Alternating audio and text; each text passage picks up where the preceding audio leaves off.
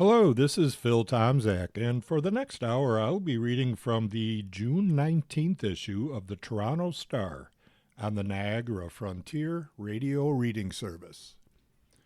And let's start with some front page news from the Star, news from the GTA. Teen is guilty of murder in execution of random stranger outside New York high-rise. Crown may seek an adult sentence. And this comes from Betsy Powell, courts reporter for The Star. Close to midnight on June 24th, 2024, four masked gunmen jumped out of a stolen Acura sedan and ran toward a gazebo near a Falstaff Avenue high-rise, firing shots at the small group of strangers gathered inside. When the occupants fled, three of the shooters ran back to the vehicle, while the fourth, a 14-year-old boy who had sprinted ahead of them and narrowly avoided their gunfire, broke off and began chasing down a man riding a scooter. When 20-year-old A.J. Simpson realized what was happening, he threw down the scooter and ran for his life. When it appeared he might escape, the teen slowed down, aimed, and fired three shots, one striking Simpson in the leg. The boy then approached, and as Simpson lay helpless on the ground, fired five more shots at close range, killing the young father, who told his family he envisioned his 3-month-old daughter becoming a WNBA star. Ultimately, there was no motive other than it appears the gunmen were bent on intimidating the Jane Falstaff neighborhood where Simpson lived. The group did not know him. Prior to the shooting, they circled the area looking for targets before the shocking attack was caught on surveillance video outside the high-rise complex. Despite this, in a Toronto court on Thursday, the teen's judge decided he could not find enough evidence of planning and deliberation for a first-degree murder conviction. He instead convicted the teen, who is now 16, of second-degree murder. At the start of his trial earlier this year, the teen tried to plead guilty to the lesser murder charge, but his plea was rejected by the prosecutor, who opted to go ahead with a trial under the Youth Criminal Justice Act, the YCGA. The trial was held in front of the Superior Court Justice Peter Bawden, whose task was to consider whether this was a case of first or second-degree murder. There was no jury. Immediately after killing Simpson, the 14-year-old ran back to the waiting Acura, which sped away. The teen was arrested soon after. The other shooters were not. On Thursday, at the outset of reading a shortened version of his judgment, Bawden explained that although the Supreme Court of Canada has settled the definition of what constitutes planning and deliberation, recent case law demonstrates there can be significant differences of opinion, even among experienced judges, as to what evidence is sufficient to establish planning and deliberation.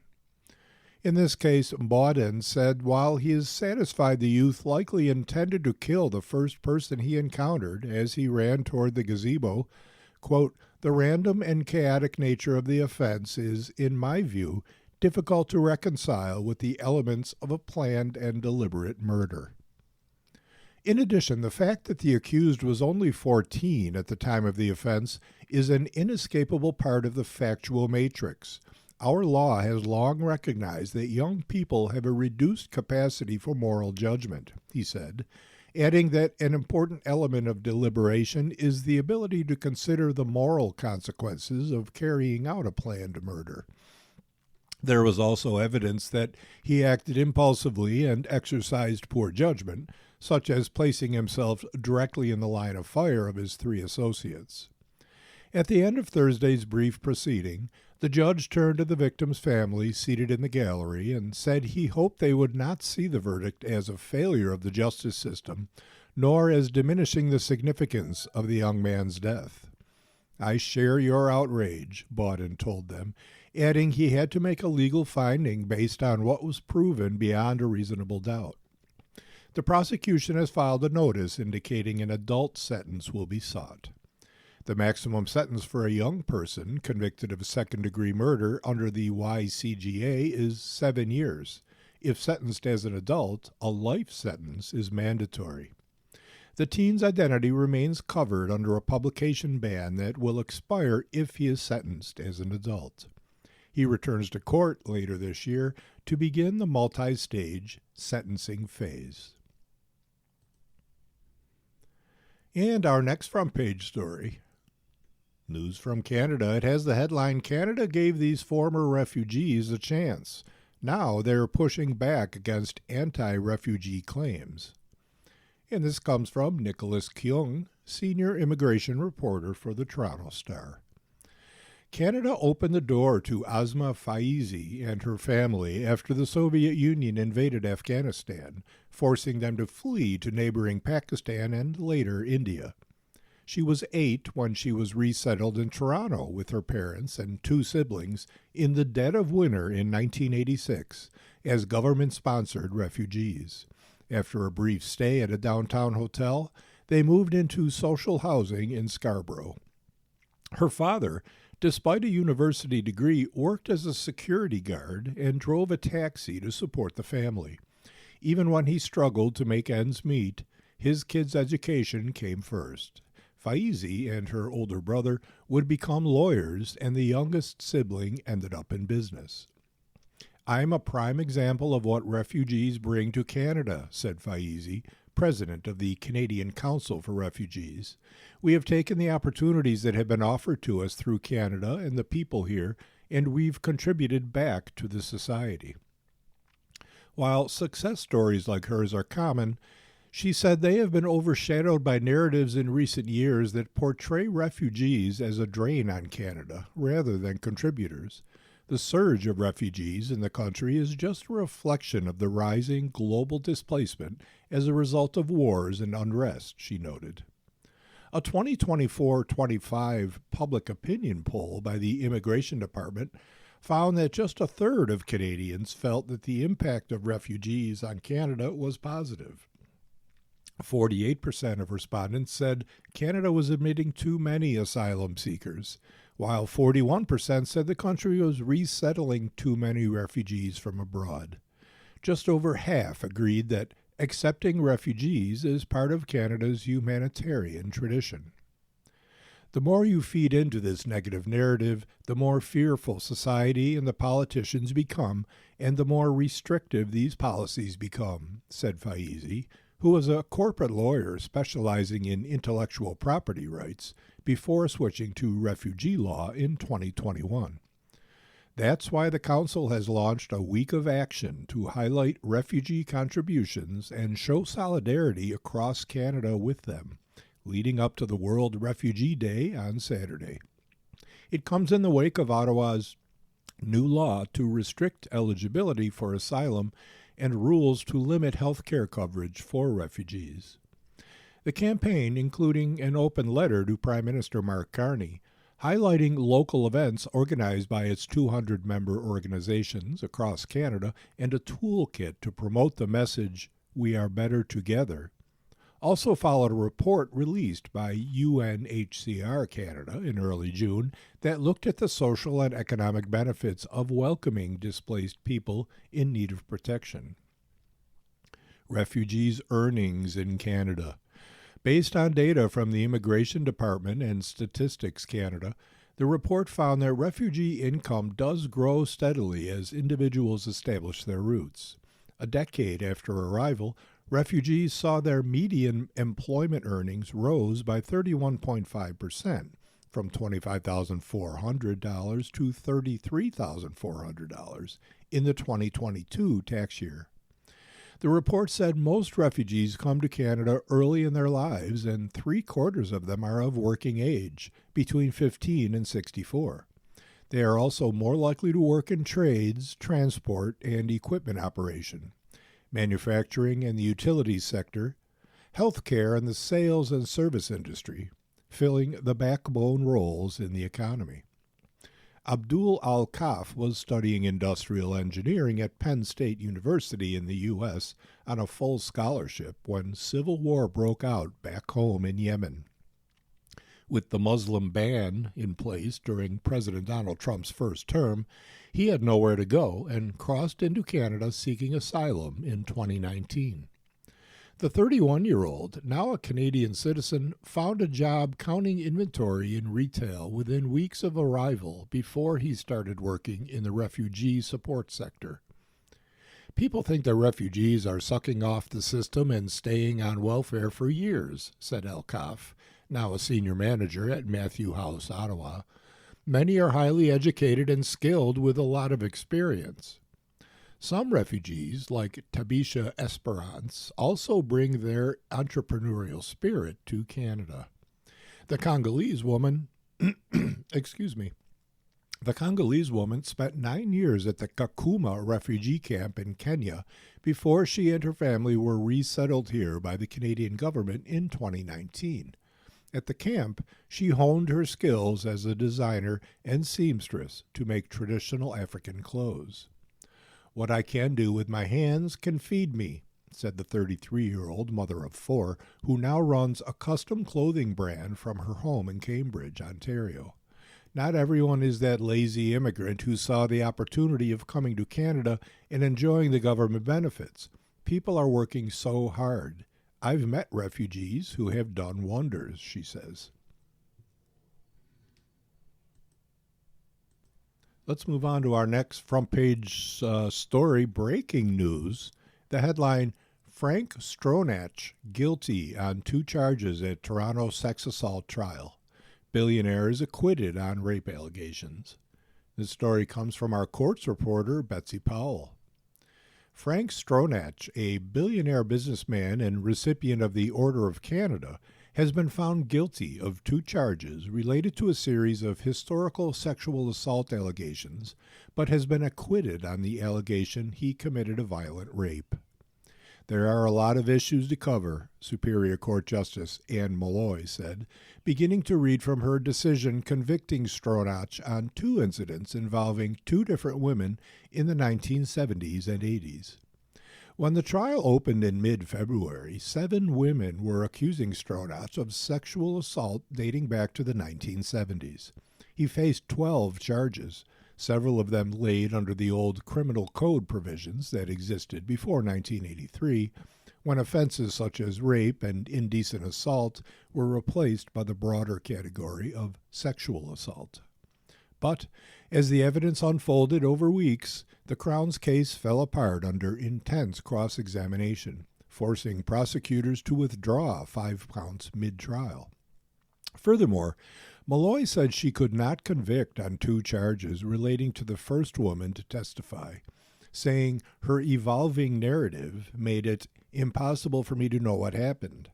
She alleged Stronach sexually assaulted her on a dance floor and that she woke up to find him on top of her engaging in sexual intercourse.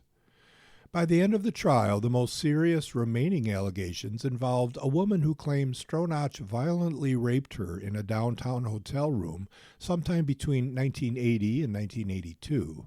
Malloy acquitted Stronach on those charges.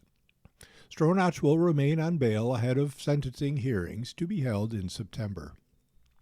About 45 minutes before the proceeding began, the 93-year-old arrived at the downtown Toronto courthouse. Stronach, who walked slowly with his hands behind his back, was accompanied by his security detail, an ex-police officer who was by his side throughout the trial, his lawyer, Leora Shemesh, and one of her associates. Stronach did not testify at trial. At the end of the case, prosecutors Jelena Vlacic and Julia Belohumur argued they had proven the 5 remaining charges related to 3 women beyond a reasonable doubt, while the defense urged Superior Court Justice Anne Malloy to acquit Stronach of the remaining charges. The Crown's case was built on a toxic combination of unreliable witnesses, a lack of physical evidence, decades of delay, and a deeply flawed police investigation, defense lawyer Shemesh said in her final arguments. In addition, Stronach had been subjected to public vilification, creating a highly prejudicial environment that undermined his presumption of innocence.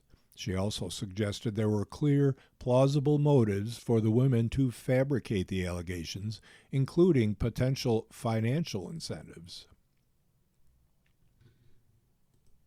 You are listening to a reading of articles and features from the Toronto Star on the Niagara Frontier radio reading service. On to our next story, news from the GTA. It has the headline, Rogers says it warned City News reporter about disobeying the company's journalistic standards before she was fired. And this is written by Ghada Al-Sharif, immigration and work reporter for the Star. Rogers Communications has accused former City News political reporter Tina Yazdani of failing to uphold the company's journalistic standards despite formal warnings, arguing it had just cause to terminate her employment, according to a statement of defense filed Thursday in response to her $650,000 wrongful dismissal lawsuit. Rogers alleges Yazdani manipulated video footage and social media content in ways that misrepresented the facts and portrayed speakers in a negative light, despite receiving feedback and warnings from managers. In its statement of defense, the company said 4 incidents between December 2025 and April 2026 demonstrated a pattern of misconduct that led them to conclude Yazdani was unable or unwilling to comply with Rogers' journalistic standards. Yazdani, who's 36 and was fired last April, was based at Queen's Park and had been employed by City News for 8 years. In her statement of claim filed on May 28th, she alleged that her firing amounted to a wrongful termination after new management took issue with her confrontational style with politicians in the Ontario government. Yazdani said she followed all established editorial processes and that her actions were neither insubordinate nor reckless and do not remotely approach the high bar required to justify summary dismissal for cause. Her claim is seeking 18 months of lost salary, $500,000 in total damages, and the cost of legal fees. In its statement of defense, Rogers outlines specific incidents, including a December 2025 story in which Yazdani attended a press conference in Buffalo with Premier Doug Ford shortly after the Integrity Commissioner launched an investigation into the Skills Development Fund. The company accused Yazdani of filing 2 stories that centered entirely on Premier Ford's alleged refusal to answer her question, and chased him, asking him to answer her question. Rogers claimed Yazdani framed the entire story around the Premier's alleged refusal to answer her question on the investigation, when the question had already been asked by another reporter. These stories violated the company's news policy because Ford, quote, did not in fact refuse to take questions, Rogers said. Yazdani's claim in May said she was sent with instructions to ask about the fund, but was unsuccessful and instead captured footage of her trying to get the Premier's attention. According to her claim, her subsequent story aired but was later pulled from the station's website without explanation. She alleged she received a formal written warning, despite the story going through the standard editorial process. On March 25, 2026, Yazdani was in a scrum with Education Minister Paul Calandra when he told her not to interrupt him, an exchange she included in her story because it provided essential context about the minister's demeanor. 2 days after the scrum, she alleges she was called into another meeting with management and told that including the clip was a serious breach of journalistic standards and a violation of Rogers' news policy. Yazdani was fired a week later, on April 2nd. Rogers alleged Yazdani gave instructions to edit the video footage in a manner that served to intentionally characterize Calandra in a negative light, and to make it appear as though he was answering a different question, which had been asked by Yazdani earlier in the media scrum. This violated their news policy, the company said. On March 6, 2026, Rogers alleged that Yazdani posted an Instagram video in response to public criticism of City News coverage of a Queen's Park OSAP rally. The company said the post edited together clips from previous stories, intending to showcase Yazdani being critical of the Ford government and other elected and public officials, and included clips of political leaders where the correct context was not maintained. Rogers claimed the senior editorial team directed Yazdani to remove the post because it did not meet the company's editorial standards. Rogers alleges she refused and continued to push back during several lengthy discussions with managers before removing it and the instruction of the news director. Yazdani's lawyer, Catherine Marshall, rejected the allegations in Rogers' statement of defense. Rogers' allegations are categorically false, she said in the statement, entirely without merit and are not supported by the facts or the editorial record, Marshall said in an emailed statement to the Star on Thursday night. At no point did my client manipulate video or audio in any way, nor did she ever misrepresent any speaker or alter the meaning of any exchange. Marshall noted that all content produced was reviewed and approved through Rogers' own editorial chain before broadcast. Rogers is asking the court to dismiss the lawsuit. Let's continue with a couple of stories around the World Cup. The first headline, Canada's win over Qatar brought an avalanche of emotion and a new purpose to the World Cup mission. Excuse me, this is a special to the Star from Joe Callahan. Vancouver. Moise Bombito knows a bad break.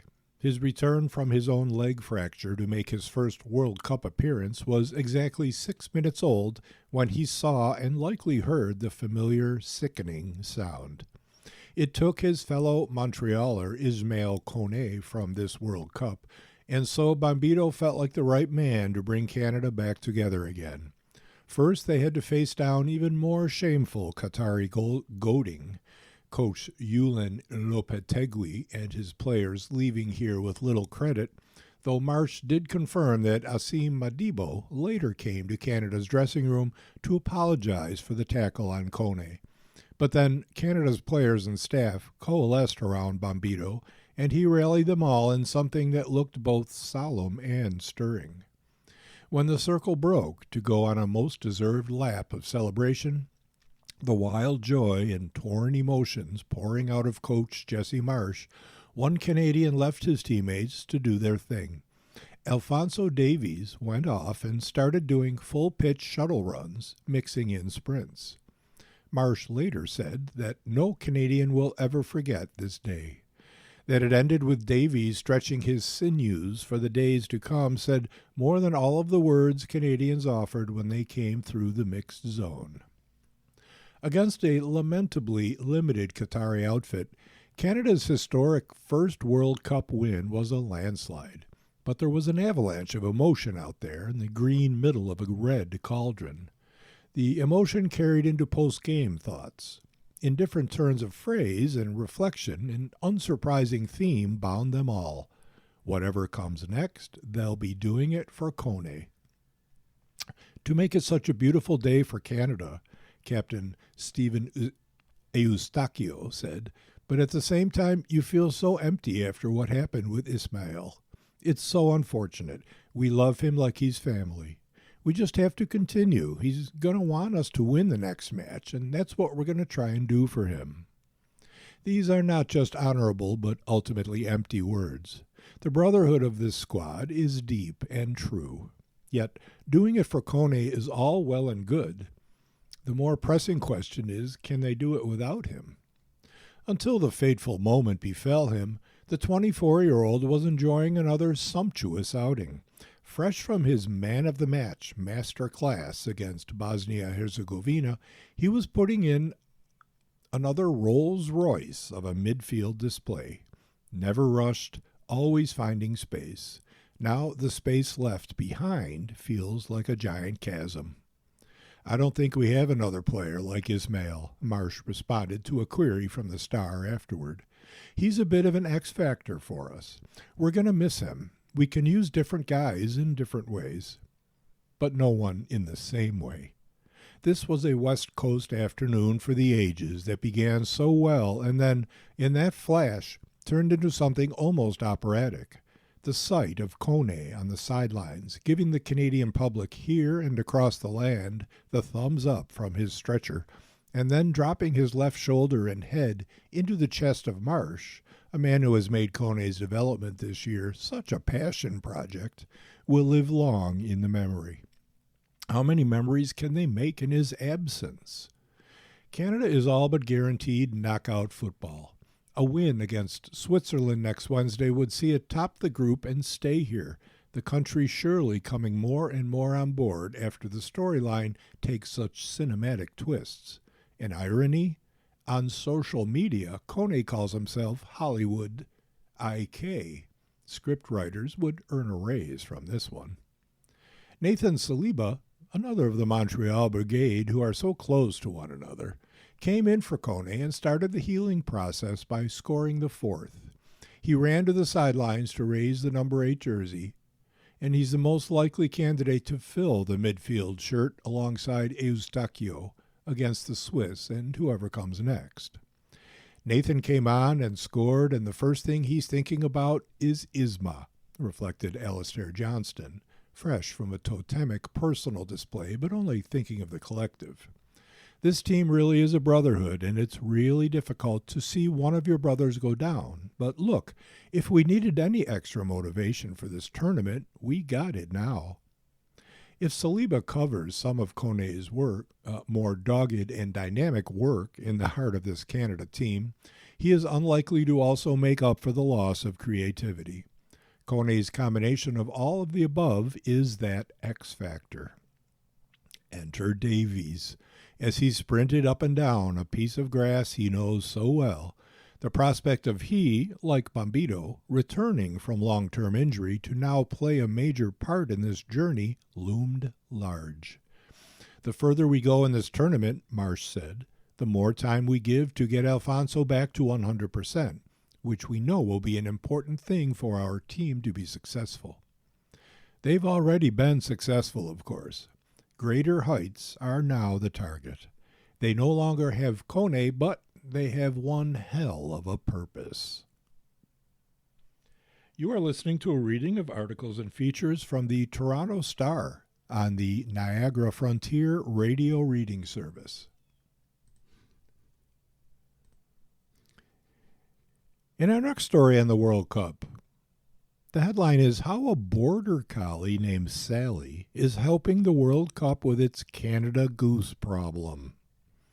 A story from Sadine Mohsen, staff reporter for The Star.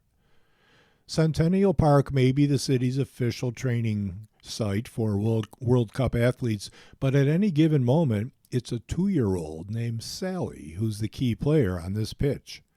Sporting a neon green vest, Sally crouches down, fixing her intense gaze on her target before suddenly advancing. But her target is not a soccer ball. It's a gaggle of Canada geese. And Sally is a border collie, one of several bird dogs trained to keep the birds away from the Etobicoke field where the international soccer stars are currently training. At first, the pesky birds creep away from Sally, despite her stalking them and fixing them with her intense collie eyes stare. But then she picks up the pace and runs after the birds, who decide to make a hasty getaway, wings flapping as they take flight and disappear into the sky. As anybody who has ever visited a Toronto park realizes, Canada geese are famous for at least one thing, leaving their droppings everywhere.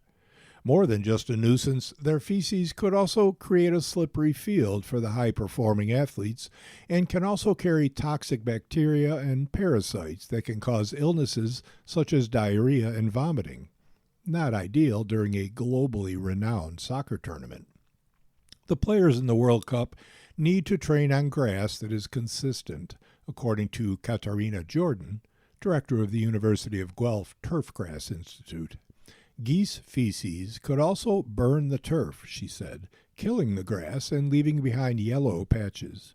It's enough to create a temporary void until the turf is filled back in. Even just allowing geese to land and feed on the grass can lead to uneven wear and tear, as well as weed encroachment, she added. Sally and other bird dogs are trained to stalk the geese and herd the birds away from the fields, just as they would with other types of livestock, such as cattle and sheep. said Gareth Williams, owner and operator of Border Control Bird Dogs, the specialized geese management company that employs Sally and 4 other working dogs. Through this method, the geese believe the dogs are predators and are re-educated to avoid the field. It's a humane and ecologically friendly way of doing it, he said. We're just fighting nature with nature. The City of Toronto contracted Williams to provide humane bird control services at Centennial Park during the World Cup tournament under a contract valued at $18,000. Williams' company did a similar job in Toronto during the 2015 Pan Am Games. His client list includes golf courses, cemeteries, municipalities who use his services for such locations as city parks, stormwater ponds, universities, and hospitals. Sally is the dog in charge at Centennial Park, as one border collie is capable of moving thousands and thousands of geese, according to Williams. But a backup, 8-year-old Ben, is on deck in case she needs reinforcement. Williams and his dogs usually arrive at the park at different times of day in order to throw off the birds, who could start learning the dog's patterns. They could just come when they know we're not there, said Williams. They're pretty smart. Border Collies, a sought-after breed for their shepherding skills with various livestock, are an ideal choice for the task at hand, said Sean Jordan, Turfgrass Research Facility Manager at the University of Guelph. It typically takes 6 months to a year to train Border Collies on how to gently herd and stay calm around geese.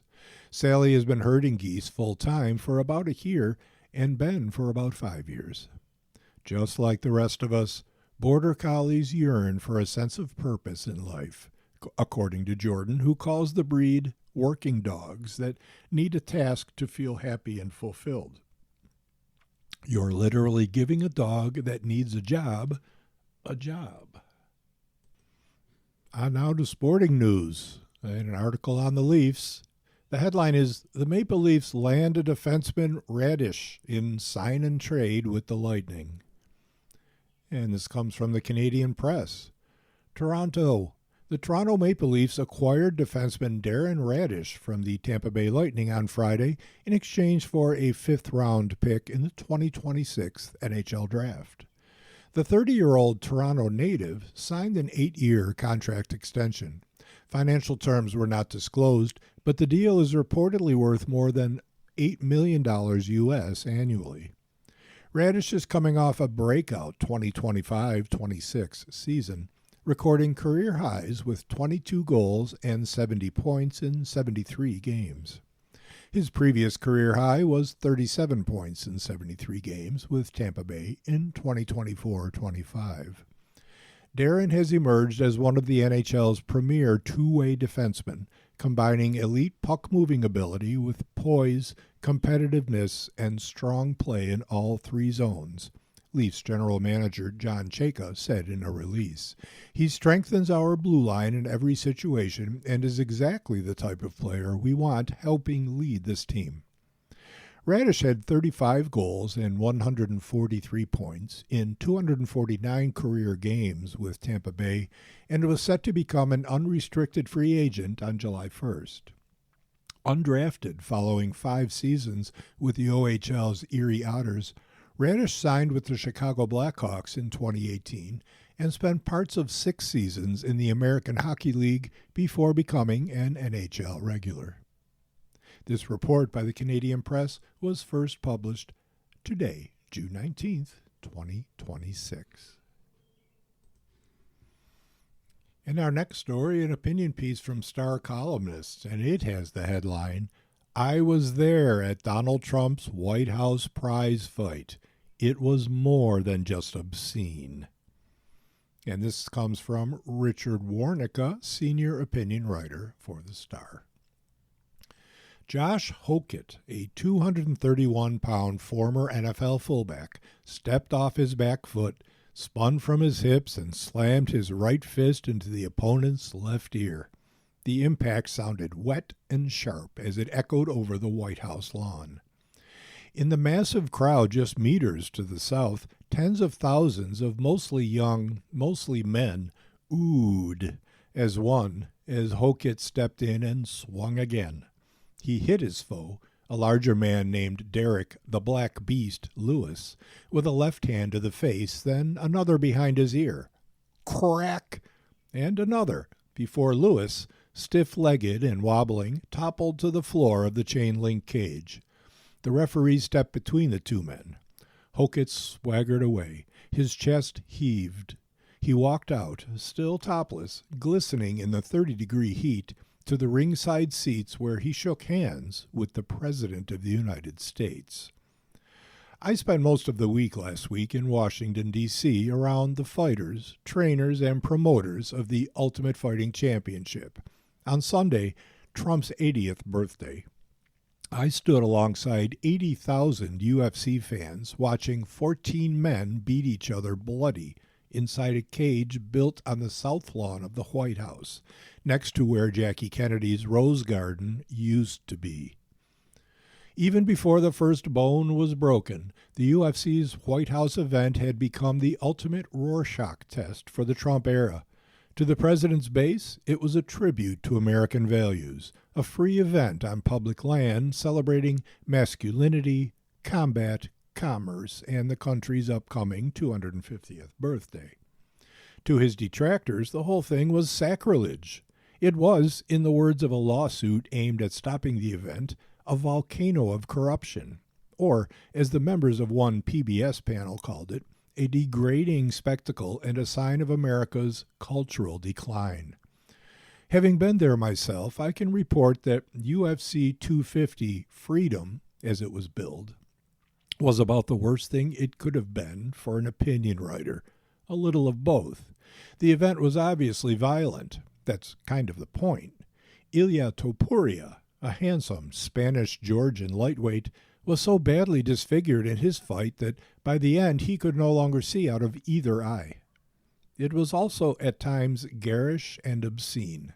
After shaking Trump's hand and putting a chain around his neck, Hokit walked back into the cage, took the microphone from Joe Rogan, and called Michelle Obama a man. You can't downplay that kind of gutter racism and sexism, not toward the country's only black first lady, not ever, but especially not at what used to be her home. At the same time, I came away from the UFC event convinced that at least some of the outside criticism was overblown. The event held Sunday was not some epochal break with American norms, and I think at least some of the people arguing it was are doing so not from a place of legitimate political grievance, but out of what amounts to cultural snobbery. They believe, whether consciously or not, that they are just better than the kinds of people who like watching men fight in a cage. I flew into D.C. on the Wednesday morning before the fights, at the start of a heat wave that would turn the city into a swamp of sticky air and human sweat. From the airport, I took the metro directly to a 4-star hotel 2 blocks from the White House, where the 14 athletes were facing the fight media one by one. From behind the stage, a hulking man in Stars and Stripes gloves staggered performatively to the podium. He wore a black toque pulled down over his eyes. "Oh, bleep, dog," he said in a cringingly bad Hispanic accent. That was my introduction to Josh Hokit. He was, I would later learn, doing a character, one of several desperately unfunny bits he would pull as the week went on.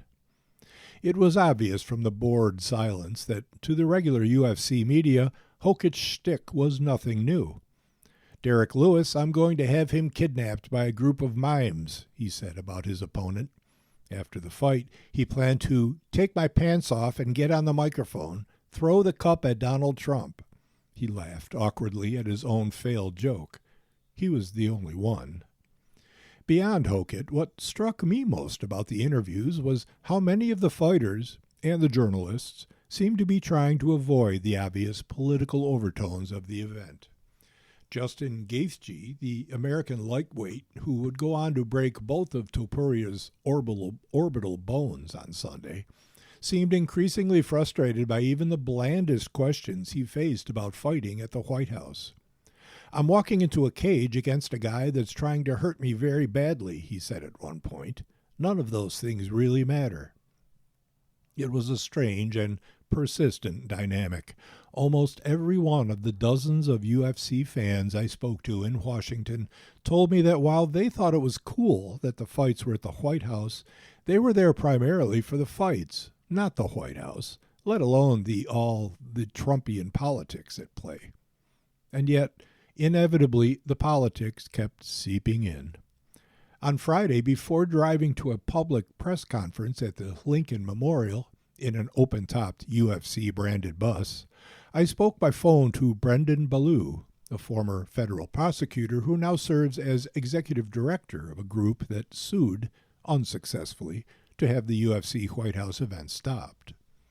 Ballou told me his issue was not with the idea of holding a sporting event at the president's home. "This is a case about corruption," he said.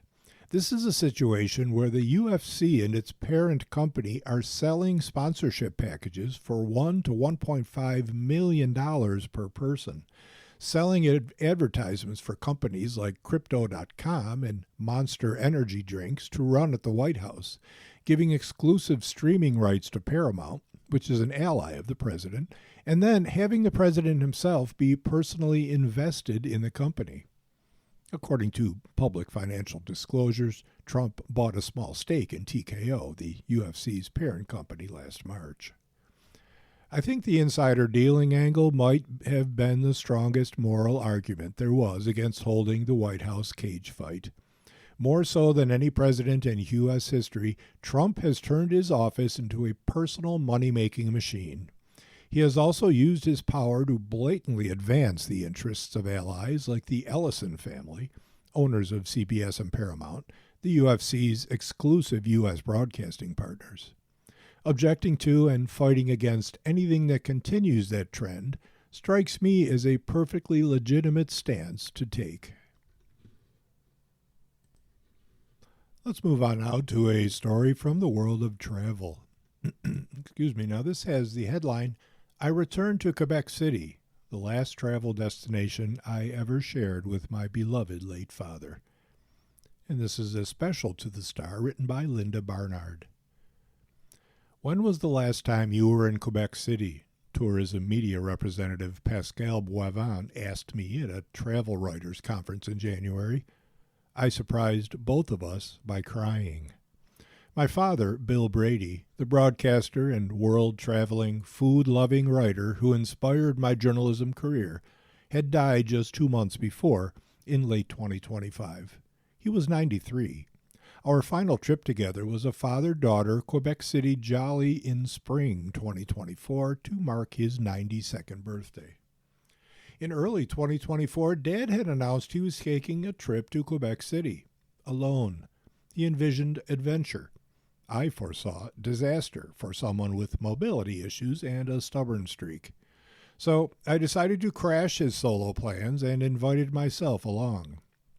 On that trip, we ate well, taking a bus tour to the farms of Ile d'Orléans, pardon my French, east of the city, and visiting La Grande Marche de Quebec, where they have free loaner wheelchairs at the entrance. Dad got to chat with his favorite people, cheese vendors. I hired private guide Serge Perron for a half-day of sightseeing in Vieux-Quebec. The retired history professor took us around by van. There were lots of interesting stops with limited walking. We rode the funicular down from Dufferin Terrace to Petit Champlain for an easy amble. Dad talked to everybody and worked on his French. J'ai 92. I'm 92, he declared, beaming at their reaction. Again, this reader apologizes for his French. This spring I returned to Quebec City, this time to write a food and travel story. I was edgy for weeks beforehand. The heritage quarter of Vieux-Quebec is a compact place. It was inevitable that I'd walk along the same cobblestone streets, passing cafes and landmarks my dad and I had visited with such joy. What if it was overwhelming? Grief proved to be a random thing. I walked around the graceful 400-year-old city, wrote notes, took photos, and fell into the pattern of work. When I sat down for a coffee at Place Royale, I remembered being at this cafe with Dad. Melancholy arrived with a sharp, fizzing feeling, like when you realize you've forgotten something important. Then it slipped into the background. I cried just once when I passed the hotel where we stayed and went inside. My father became my shadow companion, there but not present. We laughed on this bench near Rue du Trésor over his lunch order of poutine and a milkshake. I saw him in his smart floral shirt and ball cap, resting his cane against his thigh to take a picture with his smartphone. I had a photo of his grin when the waiter poured us a complimentary after-dinner port. Food was my dad's love language, especially with me and my sister, Laura, a chef and hobby farmer. One of the first things he'd ask when I got home from a trip was, "What did you eat?" On this Quebec City trip, I mentally told Dad everything I ate. Can you believe they grow saffron in Charlevoix, an hour from here? The chef made faux salmon caviar with it at Bistro Origine for the walleye ceviche. The venison tartare was brilliant at La Clan, the restaurant in the pretty white house where we almost went for dinner that evening. They're celebrating their first Michelin star. In my mind, I described to him every one of the dishes on the 16-course chef's tasting meal at Tanière-Trois, the 2 Michelin-starred restaurant in Vieux-Quebec. They even served a pre-dessert, creme brulee made with sweet candy cat mushrooms topped with salty sturgeon caviar. I could hear Dad's reply, "You don't say." I'm not surprised that grief travel is becoming popular, whether it's visiting a healing retreat or a place one shared with or significant to a loved one. I found comfort in being back where we were as father and daughter. We made memories together then. I made new memories on my return. My dad was doing his own grief travel on our trip. My mom, Mary Ann, died in 2022. She was his travel companion for 67 years of marriage, always game to go where his wanderlust led. "Mom and I stayed here," he said, as we passed the handsome Fairmont Le Chateau Frontenac. We posed for a photo in the lobby, then went up to the exclusive Fairmont Gold floor of the hotel. The woman at the desk let us in so Dad could admire the views of the St. Lawrence River and the historic Dufferin Terrace below. After Dad died, I found a piece he wrote in 2015 for his regular column in the London Free Press. So he gets the last word here. In many other lands, death is but a stage of life. Relationships do not end. There is never what we think of as closure. You are listening to a reading of articles and features from the Toronto Star on the Niagara Frontier Radio Reading Service. On to some relationships advice. And this comes from advice columnist Lisi Tesher. And today's headline is, "I'm a dental hygienist with a terrible gag reflex. Will I have to change careers?" Ask Lisi. And the question: I'm a dental hygienist with a real problem. I have a very strong olfactory sense and a quick gag reflex. The combination usually doesn't cause me any issues until recently. I just switched offices and have 3 new patients with absolutely horrific breath. The first time I got close to one of the patients, I went right in, got a whiff, and had to run out of the room to vomit. I sent myself home with the excuse of potential food poisoning, but I knew what had happened. The second patient was still in the waiting room when I smelled her breath, and I was able to switch with another hygienist. The third patient was mildly offensive, and I was able to curb my gag reflex. How do I deal with this when these people will be coming in every 6 months? Signed, Halitosis.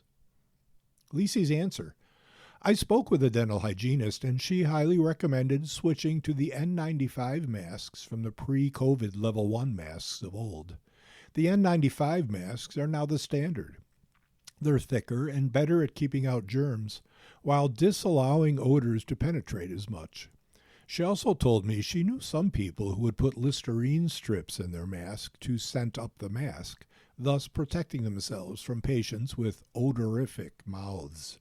Of course, if the odor is dental related, the dentist should be able to address that.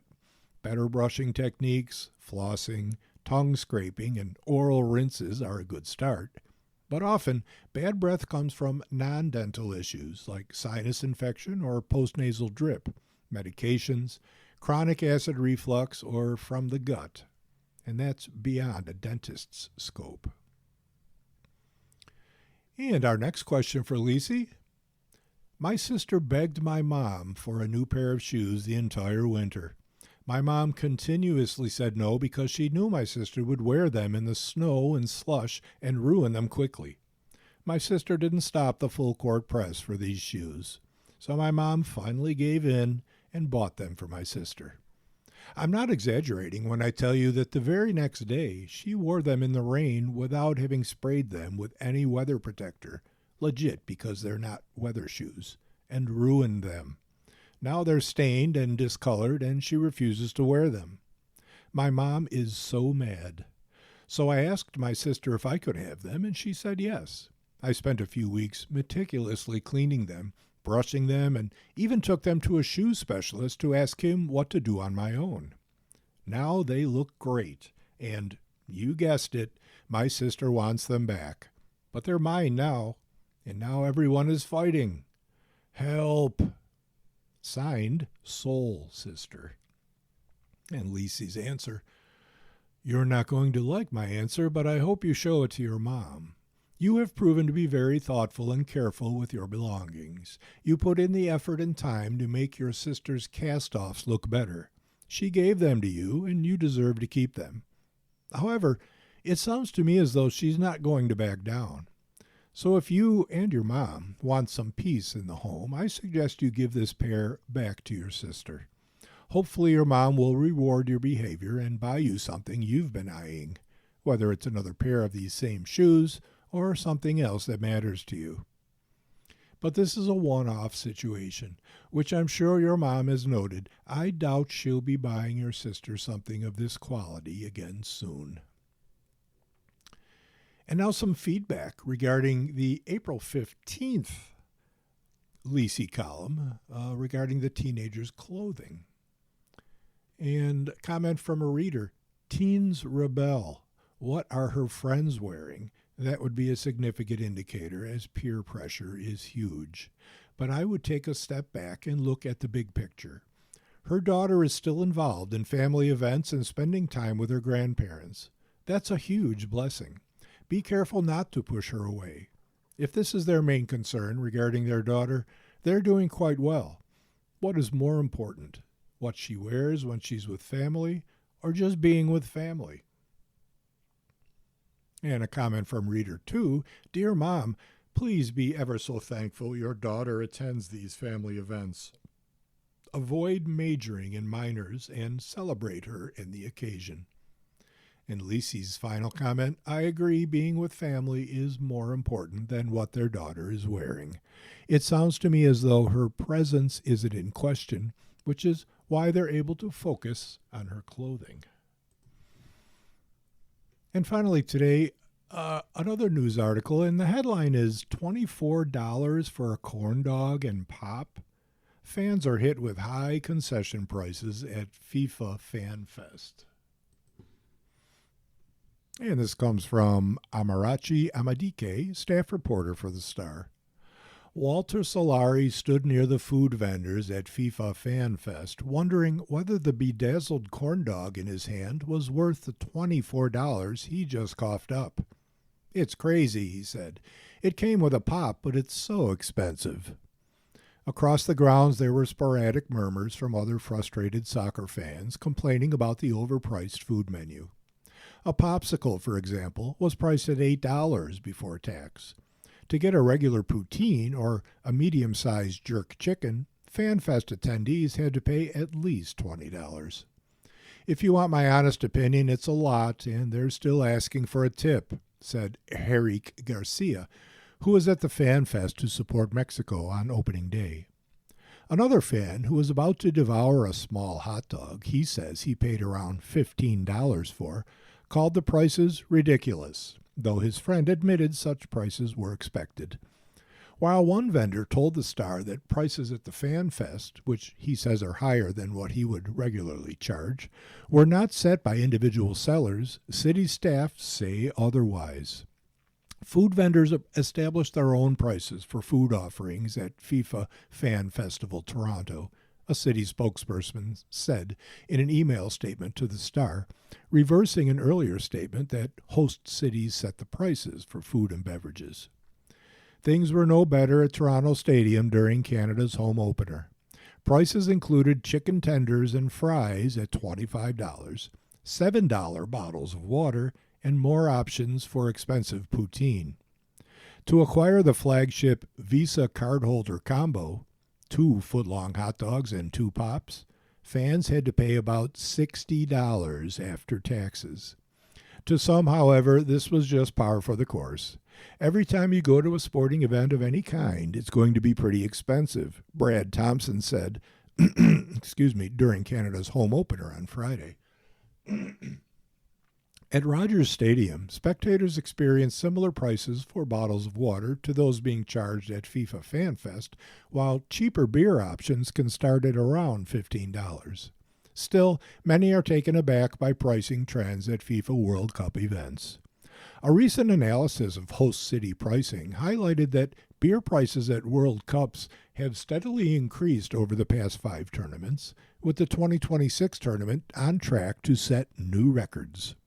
The findings highlight a growing gap between everyday city prices and the cost of the matchday experience, said Players Time data analyst Alexandra Dimitrova.